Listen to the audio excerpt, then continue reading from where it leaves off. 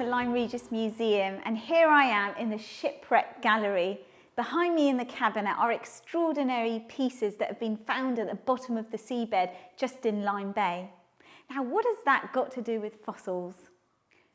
When you think of buried treasure, I bet you're thinking about a wooden chest that's sunk to the bottom of the sea floor full of gold coins.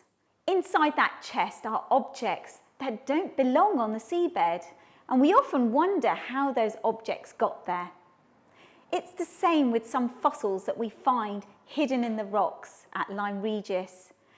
All of the fossils on this table are fossils that actually don't belong in the rocks where they've been found. It's really quite an extraordinary mystery, and if you're a fossil detective, we can look for the clues that will tell us why they've ended up in a place where they shouldn't be. So here on the table we have 3 fossils that have actually been recovered from Lyme Regis beaches. They're really interesting because they're actually pieces of fossil wood. This one in particular has got a tiny knot in it, and it's got this beautiful brown colour. It's almost like you could pick it up off the beach and throw it to your dog to chase. But that wouldn't be a good idea because this piece of wood is now solid rock. In this specimen, we can see a piece of fossilised twig. Look, here it is. It's brownish in colour, and when you look at it close up, you can actually see the texture of the wood. Now, what's really fascinating about these pieces of wood that have been fossilised is where they have been found. They're in rocks where they shouldn't belong. This grey rock here is a piece of limestone, and it actually forms at the bottom of deep Jurassic seas. Now, we all know that trees don't grow underwater, so how have these pieces of wood ended up in rocks that were actually formed in a marine environment? We have to be fossil detectives to try and find the clues that will help us to answer that question.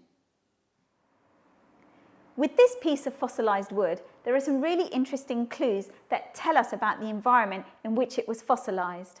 Firstly, we know it's fossilised wood because of the colour, but also because of a beautiful knot in the branch itself.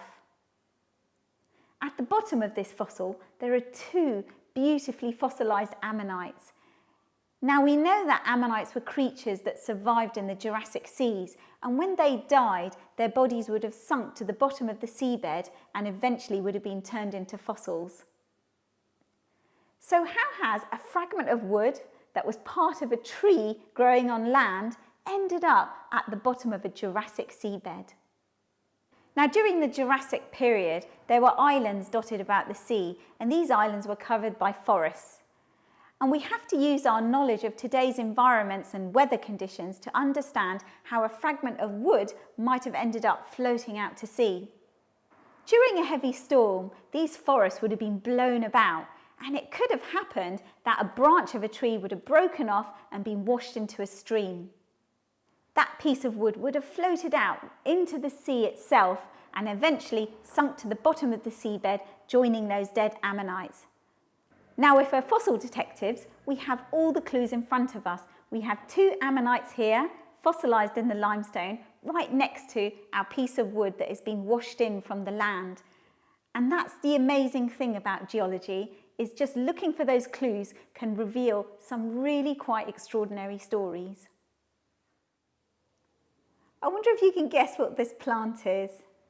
It's a beautiful horsetail, and it was picked from a garden in Lyme Regis today. What's really quite extraordinary is that horsetails were growing during the Jurassic period almost 200 million years ago. We see the evidence of horsetails in rocks, and I've got 2 really quite special fossils to show you. Now, using the same principles as our pieces of wood that were washed out to sea, this is precisely what happened to our horsetail plants. They would have been broken off perhaps in a storm, washed into a stream, and then further washed out to sea, eventually ending up on the Jurassic seabed. These 2 particular fossils are absolutely amazing examples of horsetails that have been turned into stone. So in this piece of limestone, we can see a fossilised horsetail. And you've got to imagine that this piece of horsetail that I'm holding in my hand was cut lengthways with a sharp knife. So what you're actually looking at is right into the middle of the stem of the horsetail itself. In this second fossil specimen, we can actually see a cross-section of the horsetail stem itself. What's really interesting is the size of the stem. You can see how big the horsetails are that are growing today. They're about 8 millimeters in diameter of the stem. And here, the stems are huge. They're almost 3 or 4 or 5 times the size.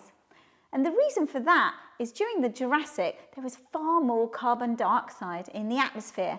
And this meant that plants like horsetails could grow to gigantic proportions. They were almost the size of trees. And this is really quite an extraordinary environment which we can visit in our imagination.